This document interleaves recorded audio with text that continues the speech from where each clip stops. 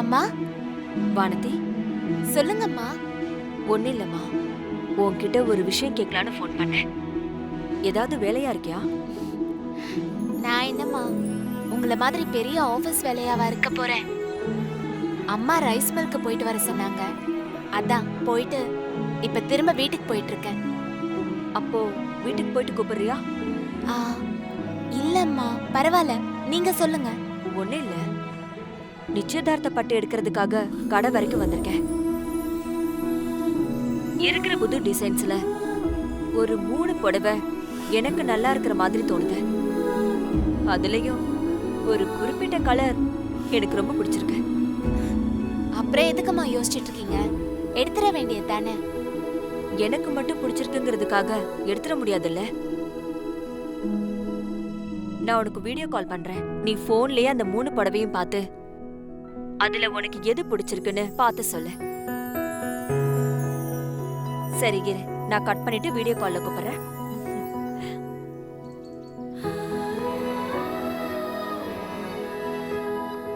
ஆர்த்திக்கு எடுக்க போற நிச்சயதார்த்த பட்டு எனக்கு பிடிச்சிருக்கணும்னு என்ன கட்டாயம் இருக்கு? ஒருவேளை அவங்க எடுத்திருக்கிற புடவை நல்லா இருக்கா இல்லையான்னு என்கிட்ட அபிப்பிராயம் கேக்குறாங்களோ என்னமோ.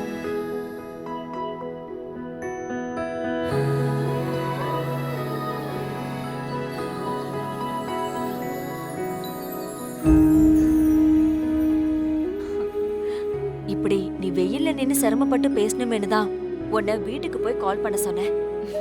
இருக்கட்டும்மா. சரி, ஒரு நிழல பார்த்து ஒதுங்கியாச்சும் பேசு. பரவாயில்லம்மா, எங்க ஊரு வெயிலு, புழுதி, மழை தண்ணி எல்லாம் எனக்கு பழக்கப்பட்டதுதான். நீங்க புடவைய காட்டுங்கம்மா. சரி இரு.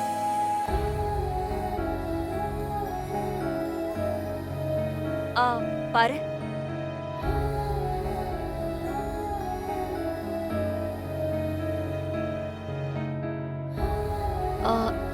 இது பிடிச்சிருக்கா?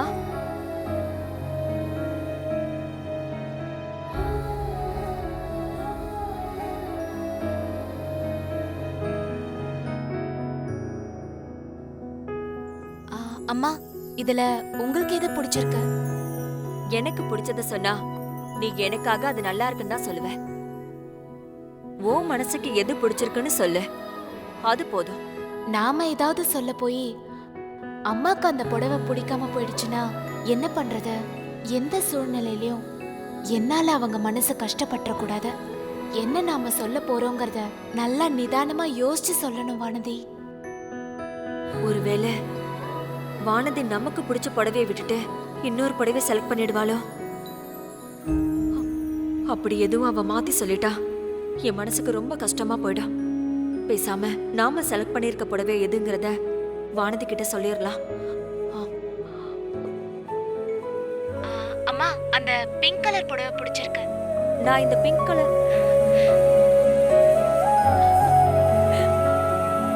என்னம்மா, நான் சொல்றதே நீங்களும் சொல்றீங்க? திருத்தம், நான் மனசுல நினைச்சதுதான் நீ சொல்லியிருக்க. நமக்குள்ள என்ன ஒரு பொருத்தம் பாத்தியா? எப்படியோ 2 பேரோட செலக்ஷனும் ஒரே மாதிரி இருந்ததுல எனக்கு ரொம்ப சந்தோஷம். அப்போ நான் இதையே பேக் பண்ண சொல்லிடுறேன். அம்மா, நான் வேணும்னா வீட்டுக்கு போயிட்டு ஆர்த்திகிட்டயும் ஒரு வார்த்தை கேட்டுட்டு சொல்லட்டுமா? உனக்கு பிடிச்சிருக்குல்ல? எனக்கு பிடிச்சிருக்குமா, ஆனா. அப்போ விடு. நம்ம 2 பேர் மனசும் ஒத்து போன ஒரு விஷயத்துல மேற்கொண்டு யார்கிட்டயும் அபிப்பிராயம் கேட்க வேண்டாம். மத்தவங்க எல்லாரும் நிச்சயதார்த்தம் அன்னைக்கு இந்த புடவைய பார்த்தா போதும். சரி, நீ பத்திரமா வீட்டுக்கு போ. நான் நைட் உனக்கு கால் பண்றேன். சரிங்கம்மா. சரிம்மா. அண்ணே, இந்த சாரி பேக் பண்ணுங்க. நல்லா தேய்ச்சி கழுவு. ஆர்த்தி, இப்படி கழுவுனா எப்படி போகும்? கைக்கும் வலிக்காம விரலுக்கும் வலிக்காம. இந்தா சோப்பு போட்டு நல்லா தேய்ச்சி கழுவு. ஆமாம்மா. சி, இந்தா. ஏற்கனவே இந்த ஆசிரமத்துல வந்து ஒட்டிக்கிட்ட தருதுரம் தான் நம்ம வீட்டுல உட்காந்து நம்ம உசுர வாங்கிட்டு இருக்கு. 10 பத்ததுக்கு இன்னைக்கு எறும்பு கூட்டம் மாதிரி எத்தனை பேர் உன்னை சுத்தி. நல்லா கழுவி. இங்க இருந்து ஒரு தூசு துரும்பு கூட ஒட்டிக்கிட்டு நம்ம கூட வந்துடக்கூடாது. நல்லா கழுவி. வா இந்த கையை தொட முதல்ல. ஷூ உள்ள இருக்கிறதுங்கெல்லாம் குழந்தைங்களா அது? ச்சே, எல்லாம் வால் இல்லாத குரங்குங்க. என்கிட்ட gift வாங்குறேங்கிற பேர்ல இத பாரு, கையெல்லாம் பிராண்டு வச்சிருச்சுங்கம்மா. எல்லாம் உனக்காக தான் பல்ல கடிச்சிட்டு பொறுமையா இருந்தேன். இல்லன்னு வையேன், எனக்கு வந்த எரிச்சலுக்கு அப்படியே பலார்னு வச்சிருப்பேன். சரி விடு ஆர்ச்சே, நீ என்ன தினமுமா வந்து இங்க இருக்க போற? இதெல்லாம் மாப்பிள்ளை கிட்ட நீங்க இறக்க குணம் உள்ளவன் நிரூபிக்கிறதுக்கு போட்ட டிராமா தானே. அவர் நம்பினாராம்மா? நம்புனாராமாவா? என்னடி கேக்குற நீ? நீ அந்த குழந்தைங்க கூட விளையாடிட்டு இருந்தது அத பார்த்து மாப்பிள்ளை அப்படியே மலைச்சு போயிட்டாரு.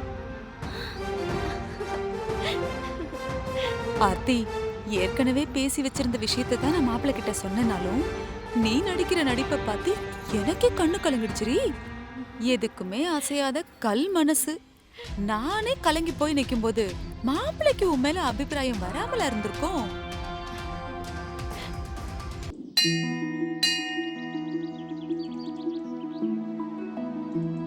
வானதி, என்னங்க? இது குருக்குல உங்ககிட்ட கொடுக்க சொன்னாரு.